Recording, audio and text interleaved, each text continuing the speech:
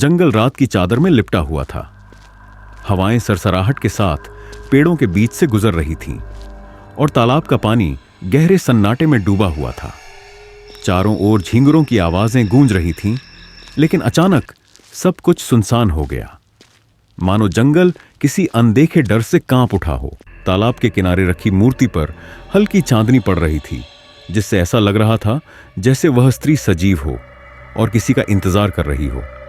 उसके होठों पर हल्की मुस्कान थी, मगर उसकी आंखें ठंडी, गहरी और रहस्यमयी एक ऐसे रहस्य को समेटे हुए थीं जिससे हर कोई अनजान था। रात की शांति को चीरते हुए दो लड़खड़ाते कदम जंगल की ओर बढ़ रहे थे। यह गौतम और विनय थे, जो गांव के बाहर एक सुनसान रास्ते से होते हुए तालाब की ओर बढ़ रहे थे। उनके हाथों में शराब की बोतलें थीं और उनकी हंसी इस शांत जंगल में अजीब लग रही थी। अबे यार, यह जगह काफी डरावनी लग रही है, विनय ने इधर उधर देखते हुए कहा। डरपोक मत बन, गांव के लोग बेवकूफ हैं जो इस जगह को श्रापित मानते हैं, गौतम ने मजाक उड़ाते हुए कहा।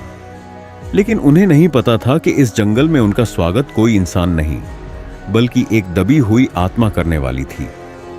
गौतम और विनय जंगल के बीच बने उस पुराने तालाब के किनारे पहुंचे, जिसे गांव वाले यक्षिणी का सरोवर कहते थे। यहां के लोगों का मानना था कि इस तालाब में एक शक्तिशाली यक्षिणी की आत्मा वास करती थी, जो इसकी पवित्रता बनाए रखने के लिए किसी को भी माफ नहीं करती थी।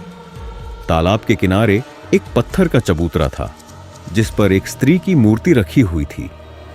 वह इतनी सजीव और सुंदर लग रही थी कि एक पल के लिए गौतम उसकी ओर देखता ही रह गया।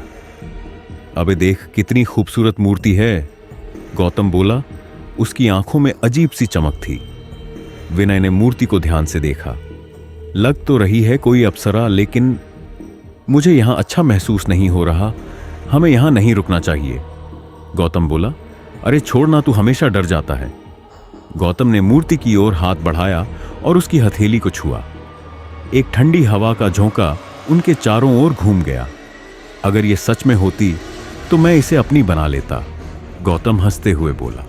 अबे बकवास मत कर, विनय ने उसे डांटा। लेकिन गौतम रुका नहीं। उसने मूर्ति के चेहरे को अपनी उंगलियों से छुआ और फिर उसके होठों पर हल्का सा चुंबन दे दिया। तालाब के पानी में हलचल हुई। हवा अचानक तेज हो गई। चांद बादलों में छिप गया। अबे ये तूने क्या किया, विनय ने पीछे हटते हुए कहा। गौतम ने मूर्ति पर अपनी शराब की बोतल से दारू उड़ेल दी। अगर ये कोई जल देवता होती तो मुझे रोकती।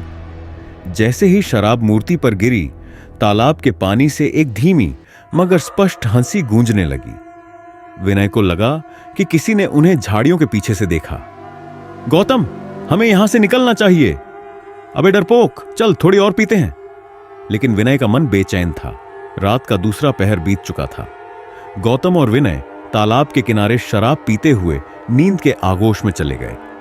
चारों ओर सन्नाटा था, लेकिन गौतम की आंख खुली। कोई है वहां। उसने देखा एक लाल साड़ी पहने सुंदर स्त्री तालाब के पास खड़ी थी। उसकी नीली आंखें, लंबे काले बाल और मोहक मुस्कान किसी भी इंसान को सम्मोहित करने के लिए काफी थी। गौतम, वह स्त्री धीमे स्वर में उसे बुला रही थी। गौतम जैसे किसी जादू के वश में आ गया और उसकी ओर बढ़ने लगा। तुम कौन हो? जो तुम चाहते हो? स्त्री ने धीरे से कहा और अपनी कोमल उंगलियों से गौतम का चेहरा छुआ। गौतम मदहोश हो गया। उसकी आंखें स्त्री के होठों पर टिक गईं। तुम चाहो तो मुझे चूम सकते हो, स्त्री ने शर्मीली मुस्कान दी। गौतम का दिल जोरों से धड़कने लगा। उसने उसके चेहरे को दोनों हाथों से थामा और जैसे ही उसने अपने होंठ आगे बढ़ाए, स्त्री ने अपना मुंह खोला।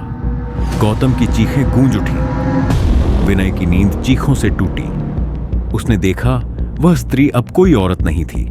उसकी आंखें लाल अंगारों की तरह चमक रही थीं। उसके दांत लंबे और धारदार थे। उसके नाखून खंजर से भी पैने हो चुके थे। उसने गौतम के होठों को अपने दांतों से चबा डाला।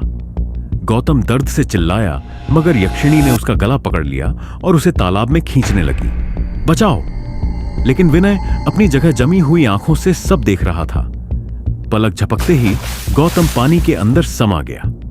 पानी में बुलबुले उठे और फिर सब कुछ शांत हो गया। तालाब का पानी धीरे धीरे लाल हो गया। अगली सुबह गौतम की बुरी तरह से क्षत विक्षत लाश तालाब में तैर रही थी।